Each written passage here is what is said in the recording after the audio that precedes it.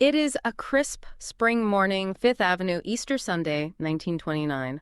The air is sharp. The street is just packed with people in their Sunday best. And right in the middle of it all, a group of elegant women are walking down the avenue, publicly smoking cigarettes. Right, which is a detail that is honestly hard to fully appreciate today. But in 1929, that is not just unusual. It is entirely scandalous. I mean, women smoking in public at that time is considered a profound social taboo. Oh, absolutely. It's viewed as unfeminine, highly transgressive, and genuinely shocking to the people walking past them on the street. But the press, conveniently, has been tipped off. Photographers are everywhere. They're lining the parade route, and these women are holding their lit cigarettes aloft for the cameras, proudly calling them torches of freedom. And when you look at the photographs from that day, it looks like this beautiful, spontaneous moment of feminist liberation. It's women reclaiming public space, defying a suffocating social convention and taking their power back in real time. Right, but here is the darkly ironic twist. Every single element of that march, from the route to the phrase they chanted to the perfectly timed camera flashes, was engineered in a corporate boardroom. Every single piece of it. It was a completely factory-produced illusion. And the product those women were sold as a tool of liberation, well, it gave them lung cancer. The machinery's first great triumph sold freedom, and it delivered a fatal disease. Today, we are mapping the architecture of manufactured reality. We are looking at how entire realities are built from the ground up to engineer consent and what it actually takes to break out of them. Because if you want to understand how the modern world operates, you have to look at the man who pulled the strings behind that Easter Sunday march. His name was Edward Bernays. Right. At the time, he was a 37-year-old consultant hired by the American Tobacco Company. And American Tobacco had a mathematical problem. Strict social convention meant they were entirely locked out of half their potential consumer base. Women just weren't buying the product. So if you're Bernays, how do you solve that? You don't just put up a billboard that says, buy our cigarettes. That doesn't overcome a deeply ingrained social taboo. Exactly. Bernays realizes traditional advertising is useless here. So he consults a psychoanalyst, Dr. A. Brill. He asks Brill to map the subconscious geometry of the taboo. And Brill tells him that, symbolically, cigarettes represent male power. So Bernays does this incredibly dark calculation. He realizes that if he can somehow fuse the physical act of smoking a cigarette to the emotional desire for female liberation, if he can make the cigarette a physical claim on male power, well, the product becomes absolutely irresistible. Yeah, he stops selling tobacco entirely. He starts selling an identity. Exactly. He stages the march invisibly. He hires a prominent feminist activist to organize it so his fingerprints and American Tobacco's fingerprints are nowhere to be found. He coins the phrase torches of freedom because it triggers a deeply emotional, patriotic resonance. It's brilliant. It is. And he hands this perfectly wrapped package of engineered rebellion directly to the press. And it works flawlessly. I mean, female smoking rates spike. American Tobacco's profits absolutely soar. And here's where it gets really interesting. Edward Bernays was Sigmund Freud's nephew. Twice over. Yes, through both family lines. His mother was Freud's sister, and his father was the brother of the woman Freud married. So Bernays was completely intimately embedded in the Freudian family and the Freudian understanding of the human mind. But look at the inversion here. Freud spent his entire career mapping the unconscious to heal people. He demonstrated that human beings are not rational actors.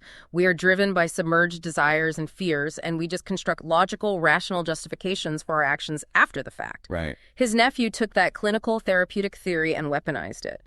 He looked at Freud's map of the mind and asked, what if we could engineer those subconscious drives at an industrial scale? It's the birth of an entirely new kind of power. And Bernays was highly conscious of what he was building. After World War I, the word propaganda had become deeply toxic. Oh, yeah. Very unpopular. Right. It was associated with state lies and wartime manipulation. So Bernays simply rebranded the mechanism itself. He coined the term public relations. Wow. Yeah, public relations didn't evolve organically as a corporate function. It was invented by one man as a euphemism for propaganda. And by 1947, he was so confident in this architecture that he published a book detailing his methods. He titled it, without a shred of irony, The Engineering of Consent. And there's a chilling historical detail here that you really just have to sit with. Joseph Goebbels, the architect of the Third Reich's mass persuasion, kept Bernays' books in his personal library. Yeah. The Nazi propaganda minister rigorously studied the work of a Jewish man to build his own totalitarian machine. Because the machinery of manufactured reality is utterly indifferent to the identity of its creator. It has no morality. It has no loyalty clause. It only cares that it runs. Right. Now, Bernays was reportedly horrified when he learned that Goebbels used his work, but he lived to be 103 years old, dying in 1995, and he never recanted his fundamental premise. No. He watched his machinery scale from selling cigarettes to overthrowing governments to shielding corporate polluters, and he died fully believing he had served the public good. He genuinely believed that the masses were too irrational to govern themselves, and that by engineering their consent, he had given democracy the tools it needed to survive. He really thought he was the hero of the story. But let's look at how that machine actually scaled up. Because while it was industrialized in America, this is absolutely not an American story. No, not at all. The architecture he built operates everywhere. Let's trace it to Guatemala in 1954. You have a democratically elected president, Jacobo Arbenz. He's a moderate reformer, and he passes a land reform law. And the mathematics of this law are pretty simple. It redistributes uncultivated land to impoverished peasants. But that directly threatens the United Fruit Company, which is a massive American corporation that owned vast tracts of unused Guatemalan land and had deep political connections in Washington. So United Fruit doesn't just hire lobbyists. They hire Edward Bernays. And his assignment isn't to run commercials about how great bananas are. His assignment is to shape global public consciousness so that a violent, illegal intervention in a sovereign nation suddenly seems righteous and necessary. So how does he do it? Because he doesn't just lie, right? No, a direct lie is too fragile. He builds an entirely new background reality. He tightly controls press tours for American journalists, curating exactly what they see in Guatemala. He plants stories in major papers. Right. Most importantly, he ensures that the word communist appears next to the name Arbenz so frequently and so consistently that the association becomes automatic in the public mind. And the result is devastating. The CIA orchestrates a coup, Arbenz is overthrown, United Fruit's profit margins are protected. But 200,000 Guatemalans die in the horrific civil war that follows, and the American public barely blinked. Because the story they used to justify it was pre-written and successfully installed in their minds months before the first shot was fired. And if you track this machinery forward, it moves seamlessly from geopolitics right back into the corporate world. Look at The Hague, 1986. Shell Oil's own scientists complete a highly classified internal report called the greenhouse effect. Okay. It accurately predicts catastrophic climate change, rising sea levels, and ecological devastation caused by fossil fuels. They explicitly recommend urgent, immediate action. So what does Shell do? I mean, they bury the report, but they don't just hide it in a drawer. Over the following decades, they funnel billions of dollars into research institutes and think tanks specifically designed to manufacture uncertainty. That is the key distinction. They didn't try to outright deny the science because they knew they would lose that fight. Right, the science was too strong. Exactly. Instead, they funded uncertainty. They paid fringe scientists to write op-eds, they demanded more data before any policy could be enacted, and they kept the public trapped in a state of perpetual "we don't know yet." We see the exact same tactic explicitly spelled out in London in 1969. An internal tobacco industry memo states their strategy with stunning sociopathic directness. The memo literally says, "Doubt is our product." Tout is our product. The goal isn't to convince you the sky is green. That's way too hard. The goal is to make you endlessly debate whether the sky even exists at all.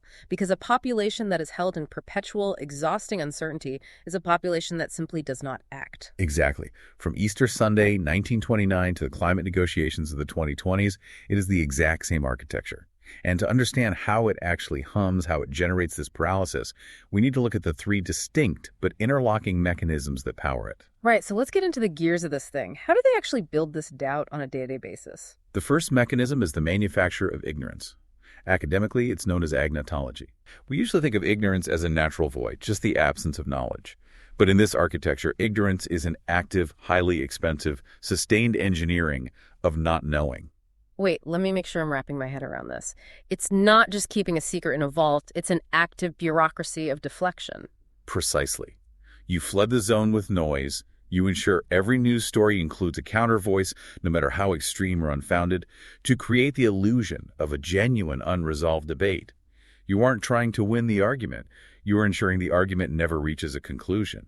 Do we have a concrete example of this? Look at the British infected blood scandal. Throughout the 1970s and 80s, the UK's National Health Service administered blood products to hemophiliacs that were contaminated with HIV and hepatitis C. 3,000 people died. Oh, wow. Yeah. But the cover-up wasn't a movie villain in a dark room. It was an autopilot system of managed ignorance. Documents were inexplicably destroyed. Inquiries were endlessly deflected.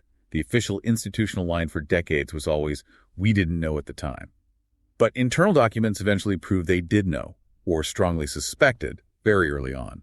And it took 50 years, literally until 2024, for the full public inquiry to finally conclude. 50 years of families begging for truth, fighting against a machine that was structurally designed to produce not knowing. Which leads us to the second mechanism, epistemic injustice. This is the act of denying someone's fundamental capacity as a knower. And it comes in two forms, the first being testimonial injustice. This is where your testimony, your lived reality, is dismissed before you even open your mouth, based entirely on who you are. So what does that look like in practice? Think of Grenfell Tower in London, 2017. The residents of that tower had filed formal written complaints about severe fire safety hazards for years. In 2016, a full year before the catastrophic fire, the Residents' Action Group published a blog post. The quote from that post is haunting. They wrote, "Only a catastrophic event will expose the ineptitude and incompetence of our landlord." They literally predicted it in writing. They did, and they were entirely ignored. Not because their engineering concerns were flawed, but because they were working class, many were immigrants, and the bureaucratic system had already pre-dismissed them. Wow. The system had decided they were not credible witnesses to their own reality. 72 people burned to death in a fire they had explicitly warned the authorities about. You can see how this scales down, too. Think about you, the listener, right now. Think about the last time you brought a genuine problem to a boss or an institution, and you were patted on the head and dismissed, not because you were wrong, but because of where you sit on the organizational chart. Your testimony was voided. Exactly. And the second form of epistemic injustice goes even deeper. It's hermeneutical injustice. This is the outright theft of vocabulary. You are denied the actual words needed to name your own experience because the powerful control which concepts are legally or socially permitted to exist. Okay, so stealing the words themselves. Yes. Take the concept of ecocide, the large-scale, systematic destruction of the environment as a crime against humanity. It is a precise, legally sound concept, but it is systematically excluded from mainstream political and legal discourse. Right, because if you don't have the word, you can't point to the crime. Without the word ecocide, a massive oil spill or the poisoning of a river is framed as a tragic corporate accident. It lacks perpetrators and victims. If a politician uses the word, they are immediately branded as a radical, and the conversation just shuts down. The most visceral example of this is how the machinery processes indigenous land claims. Look at the Mapuche people in Chile and Argentina.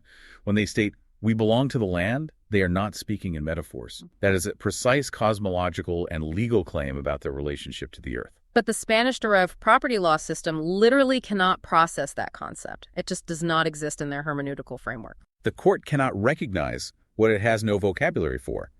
So when the Mapuche resist massive multinational forestry companies that are destroying their ancestral homes, they are not prosecuted as defenders of their property. They're prosecuted as terrorists using Chile's anti-terrorism law, which was originally written under the Pinochet dictatorship. The label does all the heavy lifting. Exactly. Once the machine classifies you as a terrorist, your rights evaporate, and the system never even has to address your actual claim. So if the machine has manufactured doubt, dismissed your testimony, and stolen your vocabulary, how does it get you to actively defend it? That is the third mechanism, the psychology of compliance or system justification. This explains why highly intelligent, decent people will defend deeply corrupt systems. It is a fascinating psychological trap. It's basically like being in a profoundly toxic, decade-long relationship.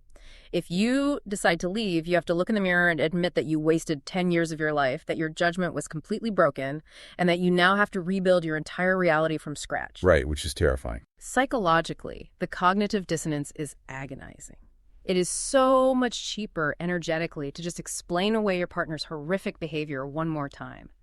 The system justifies itself, leveraging your own desperate need for the world to feel legitimate.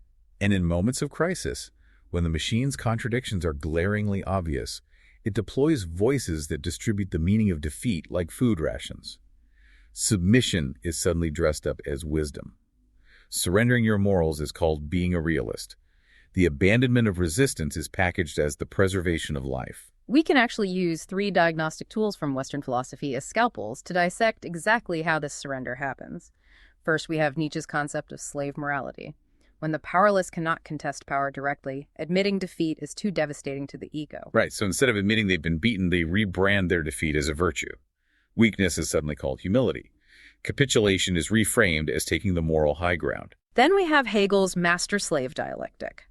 The slave accepts the master's reality simply to survive. But the master doesn't respect the slave.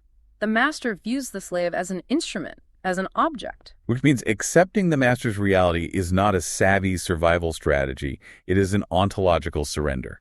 Wait, let me make sure I'm wrapping my head around ontological surrender. It's like, if you work for a completely delusional, abusive boss, at first you just nod along to survive the Tuesday staff meeting. Yeah, exactly. But eventually, to avoid the mental anguish of lying every day, you actually start believing their delusions. You trade your own fundamental grip on reality just for permission to stay in the room. You become an asset, not an ally. Yes. And finally, Kant's peace of the graves. Defeatist voices constantly tell populations to just accept the manufactured reality in the name of peace. But Kant warned that a settlement imposed through sheer weakness isn't peace. It's just a truce waiting for the end. It's like a massive corporation silencing a whistleblower with an ironclad NDA, destroying their career, and then putting out a press release saying, "We've resolved the conflict peacefully." The conflict isn't resolved. The victim was just erased. The peace of the grave is the silence that follows annihilation. The absolute counter to all 3 of these traps is what we call Lord consciousness. This is the mind that retains the absolute knowledge of what it is and refuses to trade that knowledge for a morsel dipped in humiliation. Lord consciousness refuses the transaction entirely. But the bridge between the machinery of control and the individual is learned helplessness. Bernays engineered doubt, he engineered desire, and over time, populations internalize that coercion. When the machine finally makes you feel that resistance is mathematically futile, you start doing the work of the machine voluntarily. You police yourself. That is the ultimate victory of manufactured reality. It really is. Okay, let's unpack this. If we are using Western philosophy, Nietzsche, Hegel, Kant to dissect this machinery, aren't we just using the master's tools exactly like we critiqued back in episode 1? It is a vital distinction to make. We are absolutely not using these philosophical frameworks to validate the experience of the oppressed. Okay, good. The residents of Grenfell Tower knew they were being erased long before an academic applied the term testimonial injustice to them. The Mapuche know their claims are unprocessable in Spanish law.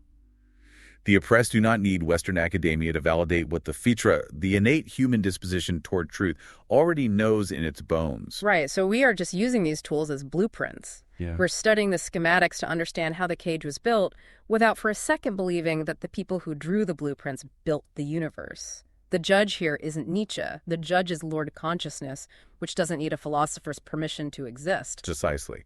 And when you synthesize all of these mechanisms, agnotology, epistemic injustice, the psychology of compliance, you realize they all converge on a single target. They aren't trying to change your vote on a Tuesday or shift your opinion on a minor tax policy. They're targeting your fundamental baseline sense of what is real. And what's terrifying is that this analog 20th century machinery built by Bernays has gone fully algorithmic in the 21st century. The feed you scroll through on your phone isn't a news feed. It is a highly manufactured environment, perfectly calibrated to your specific emotional patterns. Exactly. It tests your outrage, your fear, your desires, and it feeds you a reality designed to maximize your emotional activation. You are no longer a citizen to be persuaded. You are a data set to be managed. But there is a vulnerability in this architecture because right now there is exactly one place on Earth where every single mechanism we've discussed is operating simultaneously at maximum intensity, making the machinery so glaringly visible that it is beginning to break down. Yeah. Palestine. You look there and you see the aggressive manufacture of ignorance. You see the stolen vocabulary in passive voice headlines where homes are demolished and casualties are reported by invisible forces without any human agents causing them. You see the epistemic injustice in the media's demand for balance between the dispossessor and the dispossessed. You see any act of resistance automatically hermeneutically labeled as terrorism, instantly stripping away decades of historical context. You see the algorithmic suppression of voices in real time. And you see the psychology of compliance, demanding that the Palestinian people simply accept the manufactured reality, demanding they trade their Lord consciousness just for the permission to physically exist. It has become the fracture point of a massive global awakening. And not because it is the only place uniquely suffering, but because the gap between the manufactured narrative pumped out by the machine and the observable reality on the ground is simply too vast to hide anymore. This machinery depends entirely on invisibility to function. And once you see the machine operating, you can never unsee it. And the most profound weakness of this machine is that it cannot touch what it cannot name. The factory's vocabulary is limited. Across the globe, there are words, ancient concepts, for forms of consciousness that entirely refuse this manufactured reality. Like sumud in Arabic. It translates roughly to steadfastness, but it's deeper. It is the willed, active act of remaining. The grandmother who quietly goes out to tend her olive trees inside a militarized zone isn't making a symbolic political gesture for a camera. She is practicing Lord consciousness with her bare hands. Or Ubuntu in Zulu. I am because we are. Bernays' entire architecture and desire relies on isolating us into atomized, anxious individuals who need to buy an identity. Ubuntu fundamentally refuses that atomization. It asserts that individual consciousness is completely inseparable from communal recognition. You see buen vivir in Quechua, good living defined as relational sufficiency, a concept so powerful it is actually written into the constitutions of Ecuador and Bolivia. It is the exact structural opposite of the endless desire engine that Bernays built. Yeah, sisu and finish. An inner fire. A quiet, unmovable refusal to accept defeat, even when the odds are impossible.